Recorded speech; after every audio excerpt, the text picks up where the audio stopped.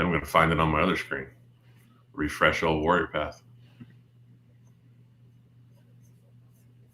We are live with the one and only Dusty Baxley. All right, Greg. We'll give it a second. I got two screens going here, mainly because the first screen is too small to do multiple things with. And I was just going to see if we were actually, oh, there we are. We are right there. Beautiful. Now I can see other comments. So we are going to chit chat. We got a little topic of conversation that we'll dive into here with the man, the myth, the legend, the king of the labyrinth, Dusty Baxley, who outdressed me today. I've got a plain t-shirt on, and he came dressed in a tuxedo, which I should have been prepared for, but I was not. Because you're always that dapper man. Oh, well, thank you. I've seen it. But we're going to chat today. We got Warrior Path. We got Boulder Crest Foundation page. People watching. If you are watching, and it asks you if you want to hit the StreamYard and accept the StreamYard deal, do that, and we can see your name. Otherwise, it'll say Facebook user, which we're happy to have Facebook users, but it's that much more fun to see the names of the folks that may be talking to us. Dana said, Dusty, you're all dressed up today. And all dressed up and nowhere to go but hang out here with me. Exactly. Hi, Randa, RJ, Randa Jean is watching. So yeah, thanks for hanging out, brother. I appreciate you. I want one of those shirts too. Yeah, this was the idea. Did it make it in my size? Well, I can't go there, but I mean, we'll see a tent maker for you. But I was going to say, let me have the curtain behind you. Exactly. The program team here in Virginia decided that they wanted something a little bit different for the last day. So we're kind of like that ultimate 5-star concierge service as you're going out the door, so that you feel that you have been both welcomed and you have a proper, beautiful send-off. And so this is our going out T-shirt. Yeah, I love it. I love it. I'd find one. Remember the yoga pants that I got, the green ones. Oh man, that's a whole lot of stretch there. Hey. But you feel it well, brother. I mean, I'm a delicate flower. I mean, you're the bouncing green leprechaun. I gotta say. Hey, it's March. Don't let me show up in your office and take more pictures in your office chair like that with those green yoga pants on again. Oh, May. Oh yeah, first week of May. You bring those bad boys. Cool. Well, Dusty Baxley, I know that most of the people, especially in the Warrior Path world, at least have an idea of who you are, if not know you. You've been a part of Warrior Path since Jump Master. So if you would, just tell us a little bit, tell the people a little bit about yourself. This is going to be extremely boring, very quickly encapsulated. I'm originally from Central Florida, a little town in Auburndale, and very rural, very challenged economically when I was growing up. Family wasn't like many of ours, probably the best place to be. We put a razor's edge on hypervigilance, if you will, and how to control your emotions. And so at first opportunity, I ran off and joined the United States Army, and I found a family. I found education, I found a challenge, I found experience, I found the world, and I found men that would grow me, challenge me, and accept me into their family. And so I had a place to be. I had a mission. I was serving something greater than myself, and I was doing something I never imagined I would from a little town in Auburndale, Florida. And over a career of 21 years, 14 of that with the 82nd at Bragg, I think just one too many deployments. And I came home from the last one, and I had no one to meet me at Pope Air Force Base. My wife had taken my children and gone away. Infidelity, and I couldn't blame her, just gone all the time. I kept raising my hand because that's where I felt me the best, or with my brothers and my family. And this is what happens to us.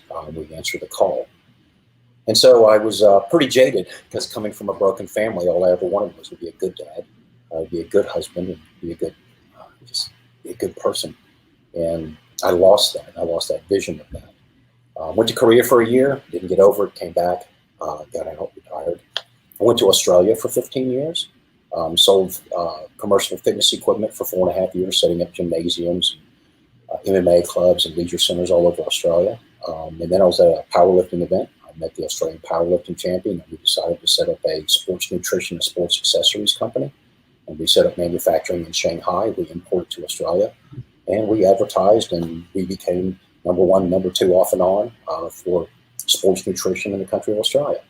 And then over time, I guess I was pretty proud of it initially because didn't have a lot of college education. It was like, how are you going to form a sports nutrition company? I just took out an operations order card and said, okay, here's the mission, backwards plans. I was trained in the military.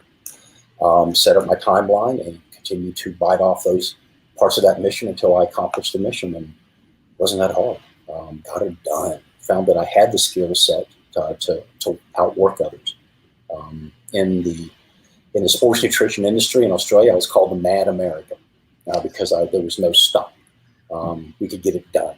I was the only salesman for our company, and just being the only sales guy by myself and with my partner, his family was doing all of the manufacturing, if you will, putting stuff in tubs and slapping labels on it. We were able to outperform every other sports nutrition company in Australia. And they had, they had as many as 40 and 50 salesmen. We were just smashing it simply because we could do math and we had integrity and we offered a better deal and we'd already established ourselves. So, and over that time, something I was unaware of called post-traumatic stress. I guess it surfaced in my life. I couldn't slow down. Things started getting into my head and I started getting into the rearview mirror. And I didn't realize that reflection or that my past was for reflection and not residence. And I took up residence there. I rolled out my sleeping bag and I stayed there. And I was living in a world of neglect, moral injury, and just things that creep up on you the older that you get from the things that you've seen, touched, smelled, and tasted. And I married the second time, all for the wrong reasons. Absolutely gorgeously beautiful lady with a beautiful heart. And I did not think that thing through. And as a result, it wasn't a very good union and we weren't able to be compatible. And I reached a point in my marriage where about 3 years before I left Australia, I was living in one of the bonus rooms because I was so ashamed of the terrible human that I'd become. That when I would walk in the house, that the children would literally try to find somewhere else to be. And no one wanted to engage me because I was ropeable. And so I spent a lot of time downstairs in the garage office, isolating and self-medicating. And I was a law unto myself. I got so very numb that I couldn't feel at all. And that was one of the reasons why I moved out of my marital bedroom. I had no interest in intimate relations. And I knew something was wrong. I was just flat. And so I was the guy that was so numb that I would, on a Friday or Saturday night, feel sorry for myself, and I'd walk to a local pub. I would smash 3 or 4 drinks. I'd look over at a guy about the size of you if I could find one, and I'd continue to stare at you until you asked me what my problem was. And then I would walk up and punch out the guy next to you. I personally thought that was hilarious because all I really wanted was to have a man like you teach me how to feel again. And I would sit in the gutter, having been thrown out of that place, and then into the drunk tank. And I would literally touch my face and my body and go, God, I can feel I'm here, I'm present. And not really sure why, or I just wanted to dish it out and I wanted to receive it because I just hated my life so bad. And I finally reached a point where shame overtook me. I did what I had to do, and I came home January 2009, and I promptly decided to try to take my own life. And I was unsuccessful a couple of times. And then right about the time where you make peace with yourself finally, and you kind of look up in the sky on a dark, stormy night and say, I'm ready to see you. So I'll either be the gatekeeper or we'll have some long conversations as to why I'm just not able to live this life. And lo and behold, nature answered the call. And I met someone who stimulated my mind, and someone that saw something in me that I no longer saw in myself. And I was trying to believe it. And this person gave me my first self-regulation practice. And I refused it. And this lady basically said, either you accept this regulation practice and engage it, or I never want to talk to you or see you again. And I was like, oh my God, someone gave me an ultimatum. Someone's going to actually hold me accountable. And Challenge accepted. Stand up to me. And so I went and I learned, and I embraced it. And it wasn't overnight. It took time. And as the body began to clear and the mind began to clear, and I had someone that was with me that would hold me accountable and shame me for who I was. And I got back in the game. My head began to clear. I understood that I needed to take responsibility for myself. I went to a unit reunion at the Bragg on the All-American Week, and I found myself with quite a few other men. And with some friends of mine. And as we looked around for other people, we found out that there was many that had death by police, drug overdose, alcohol poisoning, suicide, gone walkabout, mental health hospital. There's so many of us that were gone. And it touched me and broke my heart deeply, because these were men that molded me, guided me, and were my brothers and my family. And I thought I was this special snowflake going through all this myself. And I learned that I was one of thousands. And my mates encouraged me to stand up and say, hey, I practice transcendental meditation, and I've learned a few things. Let me share them with you. I was kind of scared to do that, because in the state of everybody, I thought I was going to get a beer bottle bounced off my gun. And I stood up, and they were like, Ranger, tell us your story. And I did. And they were like, please teach us. Well, I wasn't a teacher. So I have a mission. I'm military. You've given me a mission. My mission is simple. And so long and short of it all is that as quickly as possible, I went to the next teacher's training course and engaged in 7 months of training, and came back and got stuck back into the game, and realized that what was being done in the space wasn't working for us, and that we needed a new and innovative approach to what we were doing. And I was working in TBI clinics. I worked at Eisenhower Medical Center there at the TBI clinic, and established a program there for about 4 years.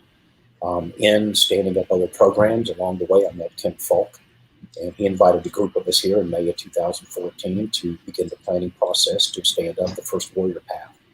And initially, it was progressive and alternative therapies, as we know, and we had quite a few therapists that were in the game.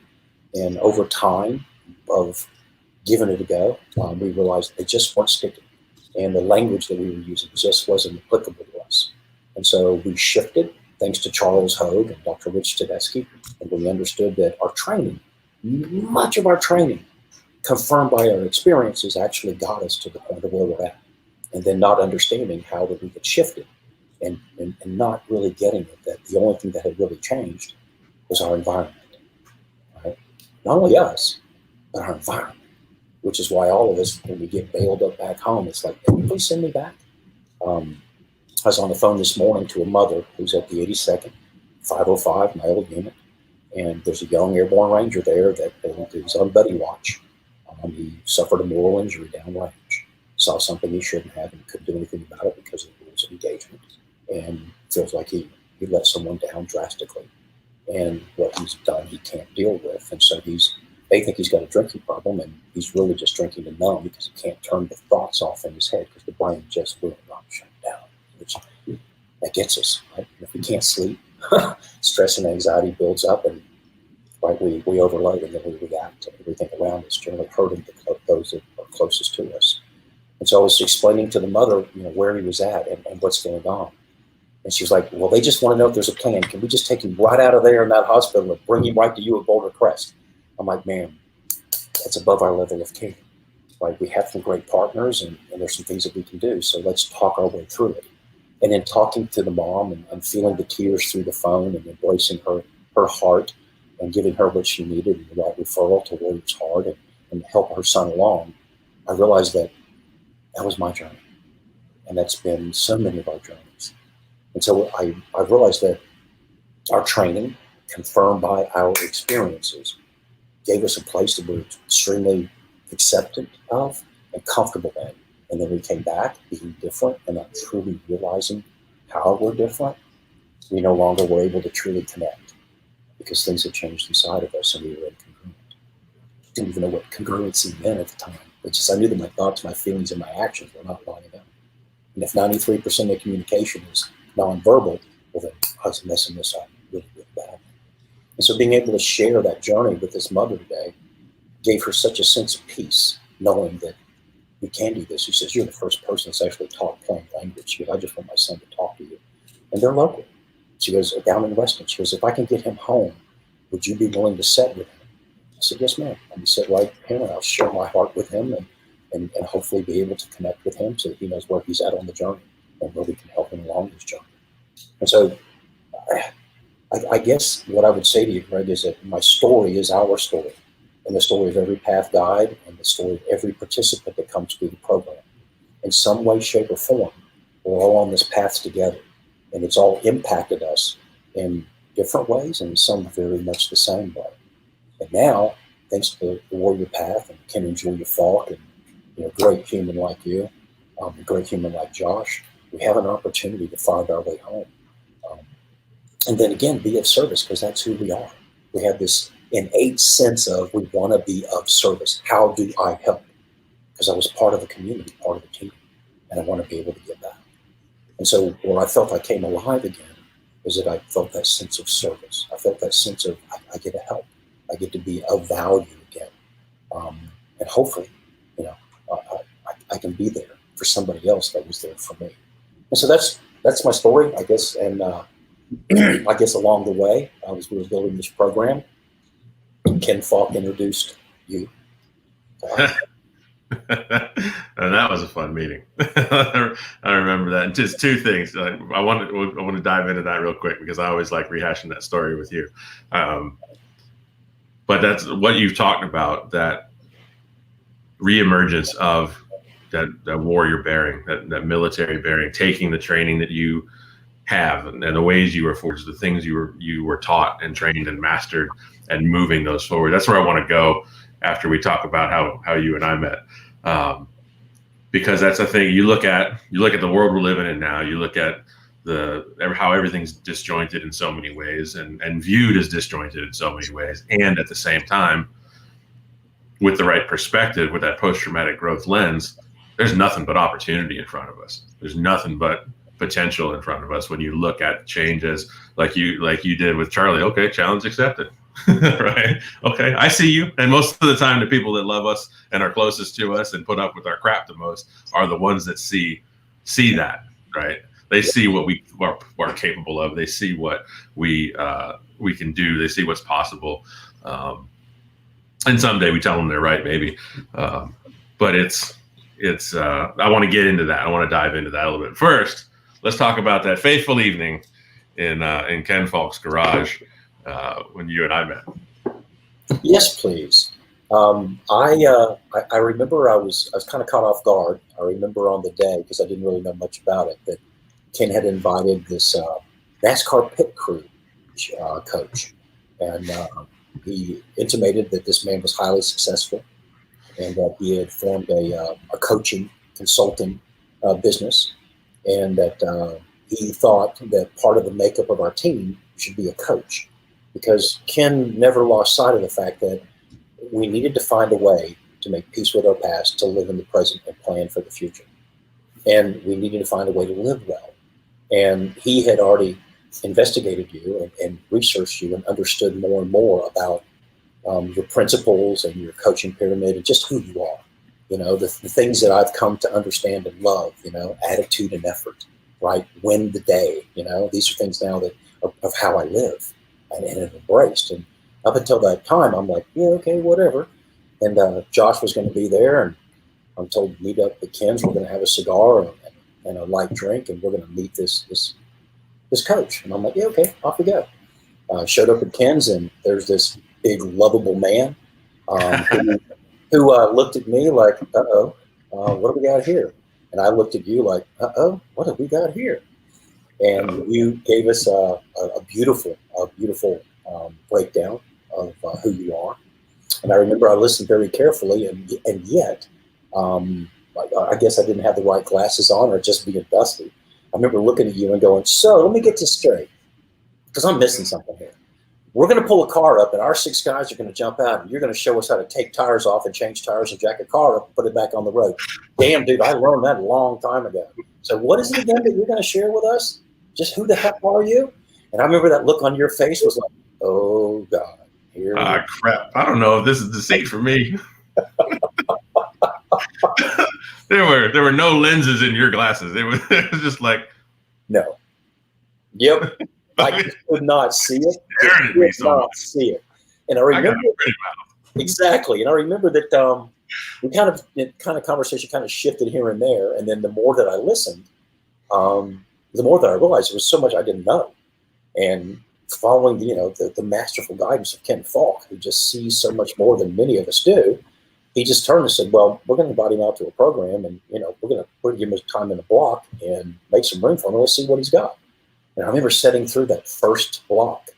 And when you finished, I was like, that's it. Like, I got a love affair now. This man just changed my life just in the very simple words, because you laid out this beautiful, simple framework that I could grasp and I could ingest and go, my God, I can apply that to my life. And it's not that hard. And it crossed members across our training. And it just made so much sense, right? Get uncomfortable, get right, blend the day. It's in my DNA now, right?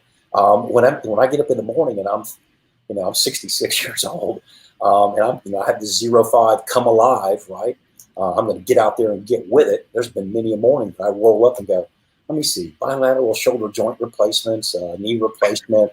My God, my back is messed up. I got metal everywhere. Woe is me. And then I go, wait a minute, attitude and effort.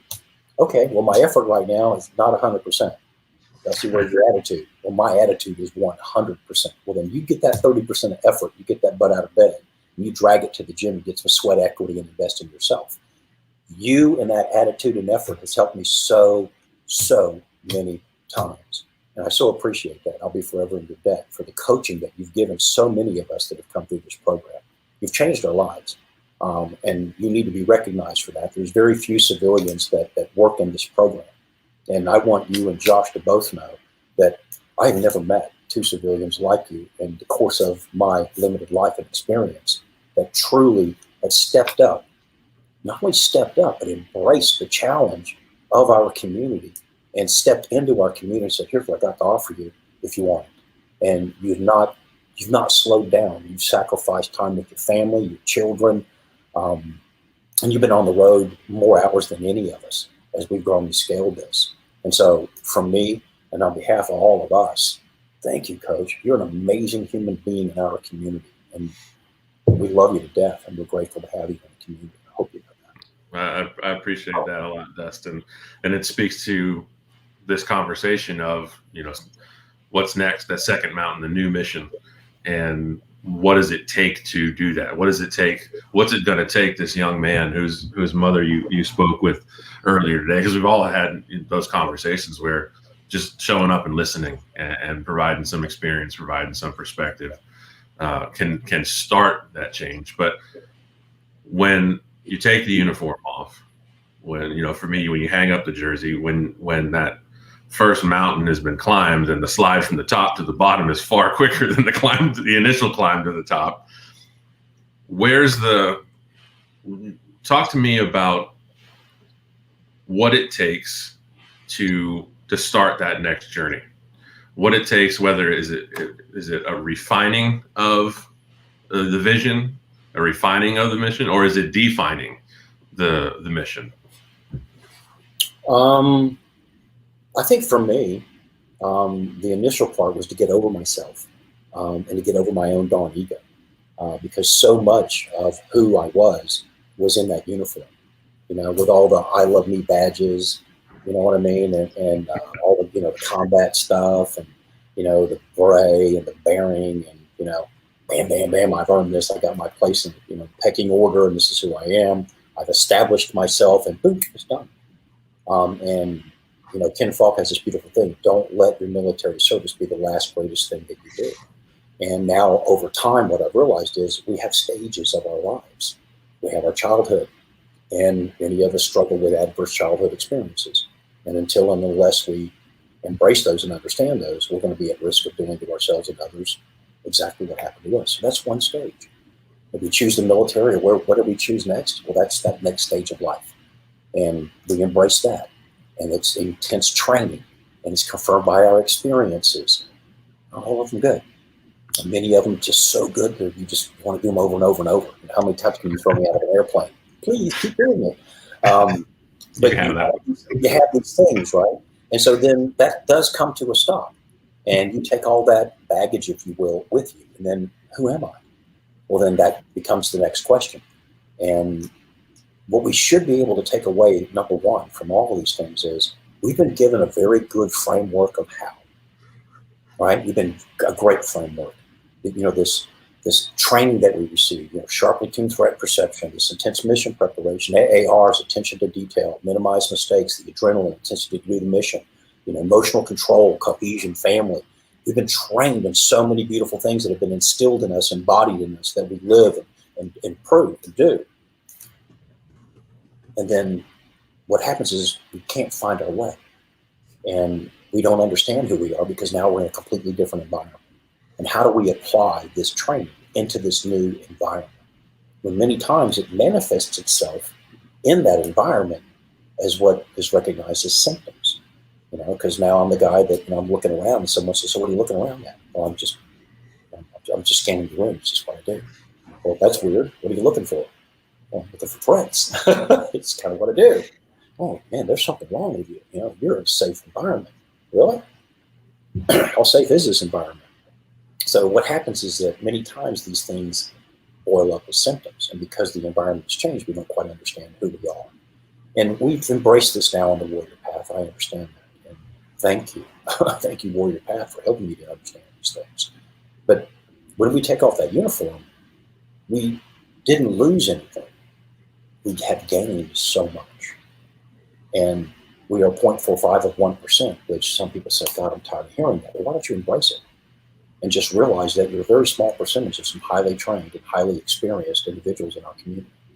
And that it's inherent upon you that if you believe in who you are and a power greater than yourself and you want to serve something greater than yourself, well, then your story and your experiences and your journey are valuable to your community. Because what you learned and what you struggled through is so valuable now in other people's lives. They're going to face many of the same struggles in life, just in different settings. And so you're a valuable human being, and sometimes we forget that, who we are. And for me, now having an understanding of who I was as a child, who I was in the military, and now who I have become and chosen to become, the pride and the feeling of being part of something greater than myself is just fantastic. So I guess what I'd say is it's kind of like you mentioned something to me not too long ago about New Year's resolutions, and everybody likes to make them, and I don't believe in it. Absolutely couldn't be bothered with. I'm sorry. The one thing that I have taken away from both my military training and definitely from the training from the Warrior Path is that I must be disciplined because I am different. There's a record that plays in my head that's different from most people, and there's an embedded deep scratch in that record that's from my experiences. And if I'm not careful and I'm not disciplined and I allow my body to get too much stress and anxiety in it, and I don't self-regulate, well, then when I get tested too hard, my mind will go back to that comfortable spot, that scratch in the record. And then a not so nice man is going to be confronted, right? And that's where I don't want to be anymore because I'm ashamed of that guy. That's not the man I want to be. And so I do know this, that if I am disciplined and I can say 0-5, come alive, and I can embrace attitude and effort, and I can get my butt out of bed, well, then I can throw a sheet on the floor with that beautiful wife of mine. I can do my 8 asanas in the morning and stretch this old ugly body. I can crawl back up in bed. I can sit next to the woman of my dreams. And for 20 minutes, I can dive within. And I can connect deeper with myself. And I can release that tension and stress. And I can calm myself down so I can have a good, easy, logical and start to the day to where I'm very, very efficient and calm and I'm connected. And I have gratitude and appreciation for the opportunity that awaits me in the day. And that I am the master of my day. And I get to choose how my day goes. Not have my day choose how I go. Because now I've taken the pen back. And now I'm writing my own story. And I'm determined now at this old age, I want to write an epic. Right? I want it to be worth reading. Yeah? Because I know that I've done so many wrong things in my life that I've regretted deeply. That now is an opportunity for me to balance those scales. And those scales are being of service to the the beautiful community that I'm a part of that helped to mold me, guide me, and make me the man that I am. And I'm just so grateful for that. So what I would say to everybody with, New Year's resolutions is, you know what? Your resolution is every single day, because your resolution is you. The best investment that you'll ever make is you. And you need to be about it. And you need to know how to live, how to balance this rascal here, this bowling ball that sits on these shoulders. So I don't do stupid things, and I can listen to learn. And I can learn to listen, so I don't open my mouth and put both feet in it and make an idiot of myself. Right? And I can balance this body and keep the toxins out of it, right? And that it can do the things that I want it to do. And I can go and be where I want to be, and enjoy the things that I still want to be able to enjoy. And then financial, well, lucky enough, I like math, but my wife is very efficient at math, and I'm quite happy to let my ego go and have her hand me an allowance. I know that she balances the books. She does math very good, and I'm in a better financial position than myself could have ever done. So I'm grateful for that, because I've been taught how. Thank you. And that allows me that beautiful opportunity every day for 20 minutes to explore the why. And I know that every day the why is right there in front of me when I look in the mirror.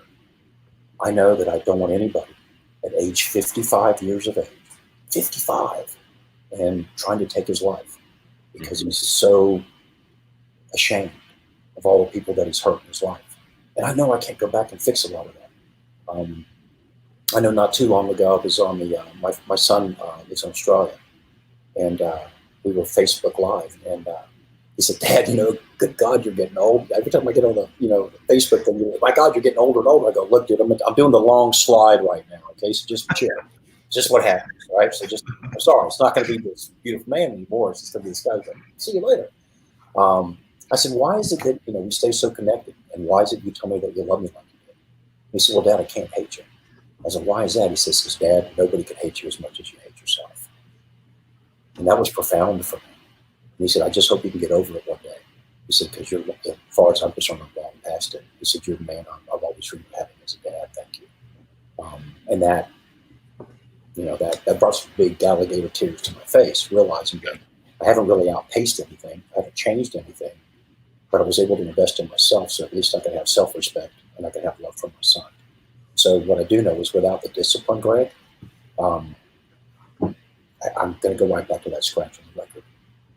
I have to stay healthy. It's inherent upon who I am as a veteran to stay healthy and have that merit and be the man that I deserve to be for the people that are in my life.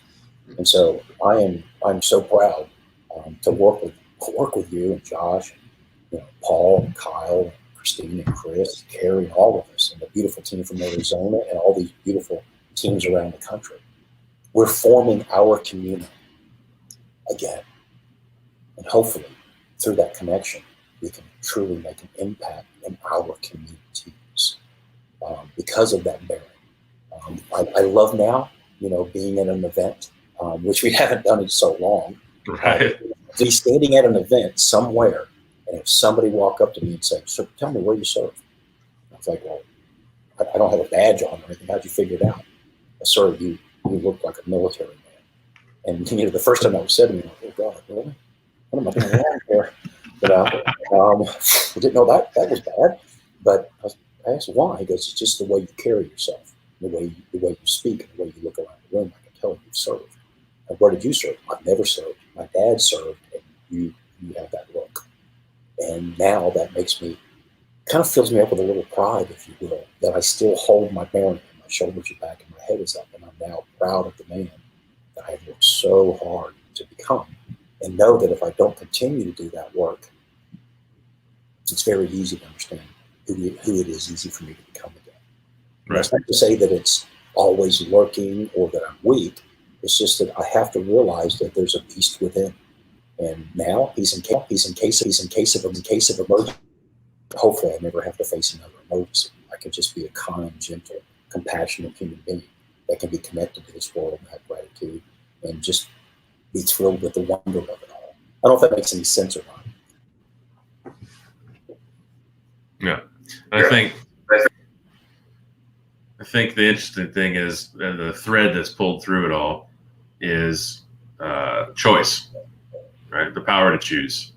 And it's one thing we talk a lot about in Warrior Path, and cultivating choice and building capacity to choose. I don't think we've even talked about this yet. One of the alumni from Big Red Barn, we're doing the situational awareness module, and we talk about, there's two sides to every coin, and how do we use situational awareness for threat perception and so on and so forth, or to see the opportunity and the beauty. How many coins are? How many sides of a coin are there? And two. She said three.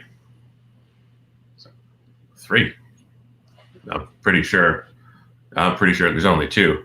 And the AI picked up, and he was doing his thing, and I was thinking about it. I was like, three. Like, that sounds really, really like there's something there. What is it? And over the course of the module, he finished up what he was saying, and at the end, I was like, you know what? You're absolutely right. There are three sides to a coin.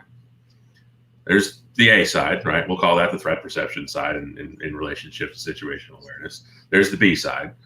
There's the using that same skill set to see the opportunity and the beauty and the potential, to see people as what's possible and not as they are in that moment. And there's the third side. It's that little thin side around the edge. And that's where choice lies. And that's how thin that line is between choosing A, choosing B, and hoping there's a C when you know you made the wrong decision. So how do you cultivate choice? As you're looking, we're talking about, you're hanging up the uniform. There's got to be something out there. There's got to be something. There's a way that I can continue to contribute, whether that's out of the gates or after in the middle of, or after some struggle. What does it take to cultivate choice? Passion. It doesn't really matter what your service is or how you see that, either side of that coin. What's around the edge of that coin and that choice is find your passion, right? Not all of us, want to sit in front of, 6 other people and share your story as a path guide and do that 1 week out of every month. Of course, my wife says it's the best reinforcement training I could ever have. Right. Just 2 weeks after a program, my feet don't touch the floor, and I'm living all my practices beautifully. And then she says, in the week prior to the program, you need to be trained and get right back in there again. And I'm like, yes, honey, I understand reinforcement training. I got all that. But I think where I'm at on this is you've got to find what is passionate for you. Anybody that I talk to always say to me, Dust, you're amazing because your passion is just it's so out there. It's right in front of us. You're just passionate about what you do. And I sometimes stop and I go, well, I am passionate about what I do. I'm also passionate about life. And I've never been more passionate about life. I've never been more curious about life. I've never been more interested to learn more, learn from so many different people. And so I've tried to cultivate that thing in my wife. And my wife says it's a really good thing now because I've learned how to become a friend. And I've learned how to respect because I've learned to shut my mouth and listen. And, it's a quick little, thing, but my wife was struggling with a position and she'd been coming home for some time. And I noticed that there was something off a little bit. I could see there was something emotional in her face. And, I'd ask her, she's a professional, human resources. I said, everything okay? Well, I'm struggling a little bit at work. It's going to be good. It's going to be good. Well, time went along and, she came in one day and I could tell something was wrong. I asked her what was happening and she began crying. And I got enough out of her to find out what was happening with the person at work. And, I did the Neanderthal thing of, hey, get back in the car, take me down there. Just introduce me to this character, right? I'll take him in his office. We'll have a little heart-to-heart. And then he will bring you flowers every day the rest of your position there. And he will love you up. And, and that's the Cro-Magnon wanting to just, protect my wife and be of service to her, right? Knowing that, I'm Ranger Dusty. I can get this stuff done, right? She stopped and looked at me. And the look on her face was, she'd been insulted. I'd seen that look. She felt insulted. And it was just like, who are you? I'm like, well, Dusty, husband, let me take care of this. She goes, you don't respect me? Why did you marry me? Did you respect me and don't you trust me? Well, yeah, you're a professional. Well, then I was just sharing something with you. That's ridiculous. You don't do that nowadays. So I go, oh yeah, heck, I can do that. She goes, you know what? I'm not going to share these things with you. Oh my God. And this went on now for, a couple of weeks. Like, come on, how's your day? Fine. How's your day? Fine. we're doing almost the hallway sex. How are you? How are you? Hallway sex, right? We're not doing anything. And so I stopped and I said, I remember hearing her car pull in the garage, and the door went down and she never came in the house. I opened the door and I could see her sitting crying in the car. So she came in, waved her in. I said, okay, you got to share this with me. She goes, can you listen? When she said that, I thought, oh God, I don't know, can I listen? And she started. And this time I listened. I physically, I was like holding those lips together, just processing everything in my head. And when she paused, I wanted that, I was ready to jump in. And instead, I was like, is there more? And there's about another 10 minutes. And, during that 10 minutes, I wanted to shoot myself in the face and run, hide, and hate the whole thing. But at the end, when she finally stopped, I was like, what do you need from me? She was like, give me a hug. So I gave her a hug. And then she pulled back from that. She looked at me and she goes, oh my God, you're actually going to mature. I was like, my God, lady, I'm now 60 odd years old. I better learn to mature. She goes, no, you don't get it. She goes, you can now be my friend because I can now trust you to be able to speak to you. And then you're just going to ask me what I need. And that's all I really needed. I just needed someone to talk to. And as I talk through these things, I can start to solve my own problems. So just be a good friend. And so I guess where I'm going with all this is that we need to learn, right, that we have a beautiful skill set. We've been well trained. And we've got to get out of our own way, right? Other people's opinion are none of our business. We need to sit on our ego, right? And if we really want to connect, we have to learn to listen and listen to learn.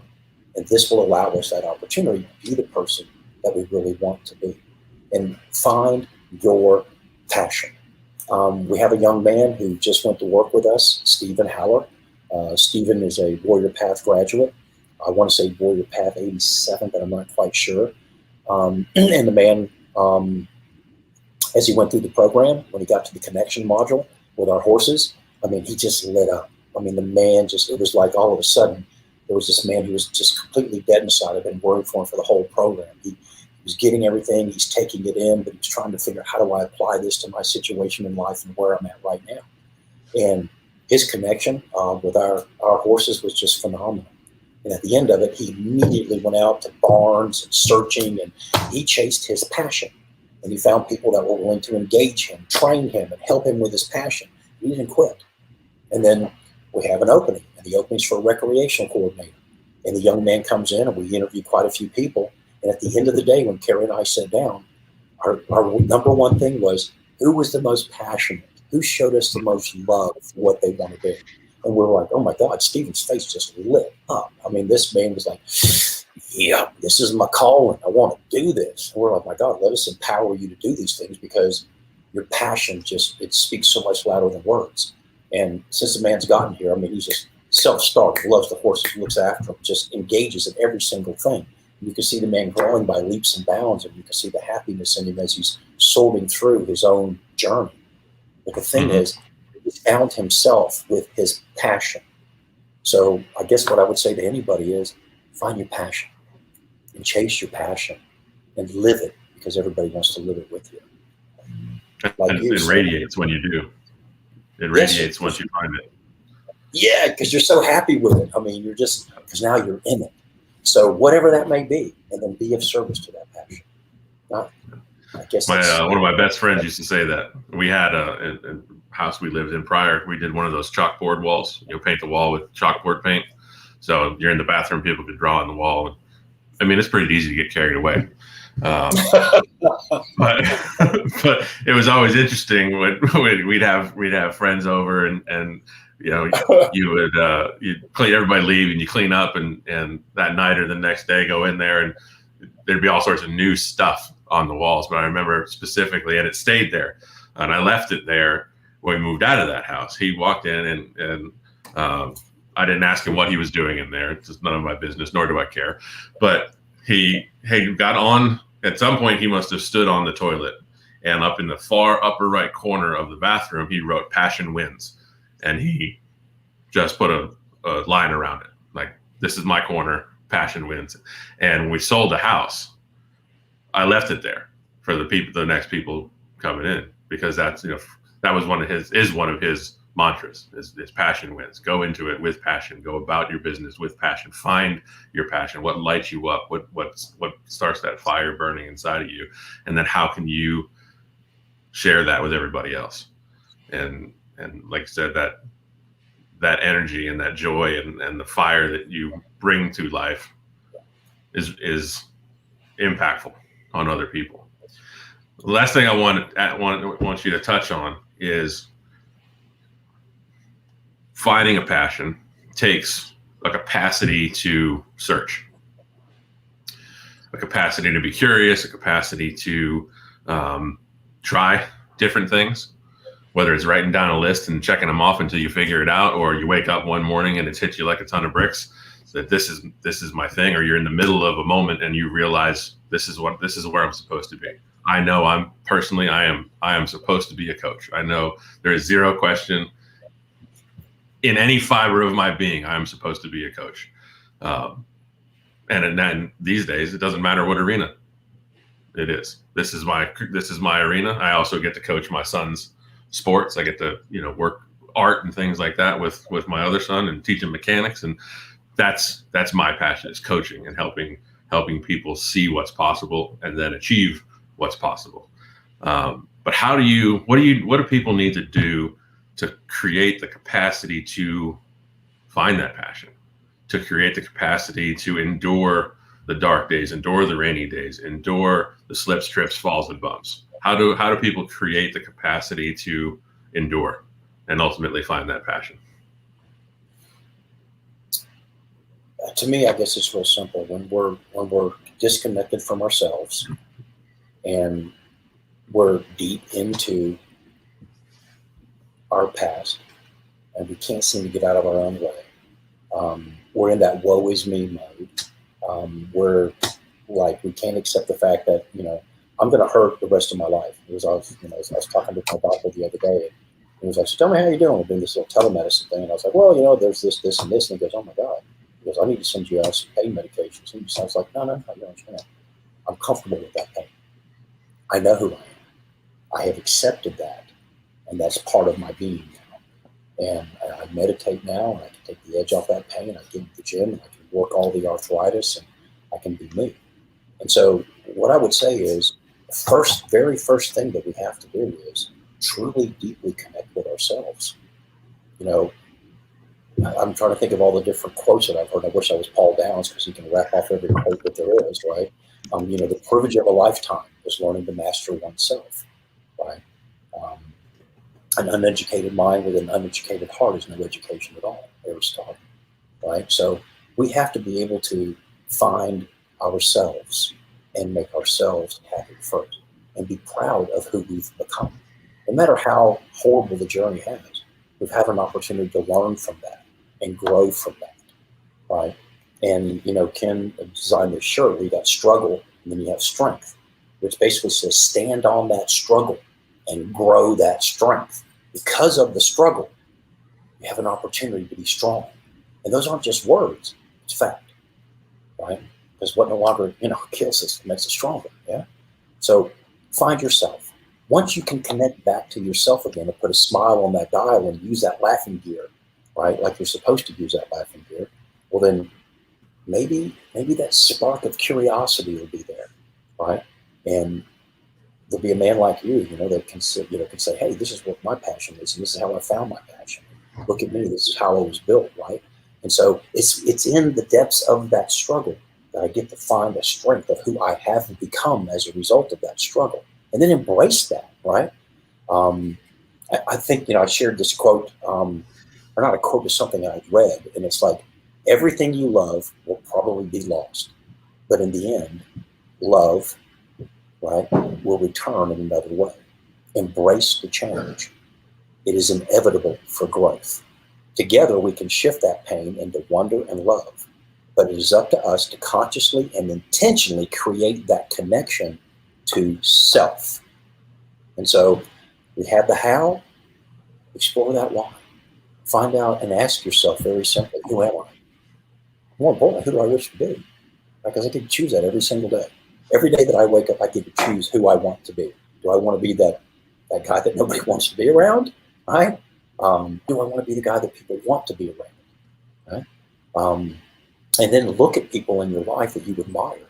I admire you deeply. I call you every now and then and ask for advice. I get a chance to call Josh and ask him advice. You guys are younger than me, but your experiences in life are valuable. And you've experienced things that I haven't experienced. And so when I call you, you say, well, Dust, I can't help you with that. But here's what happened with me. Well, this is what I did. It wasn't the right answer, but this is what I did. Here's what I wish I would have done. Okay, answer number one made sense. Call Ken, right? By the time I get to cross 3 to 4 people, I'm like, well, Dusty, what you were thinking is probably not the right way to go. But now you've had 3 people tell you very similar stories that said this is how they overcame that challenge in their life. Okay, I have an opportunity to learn and grow from the people that are around me, the experiences that we can associate with. But the first person I got to be able to love is this old guy. I got to be able to look him in the mirror and go, Dust, I'm ashamed of what you've done, but I'm proud of what you've become.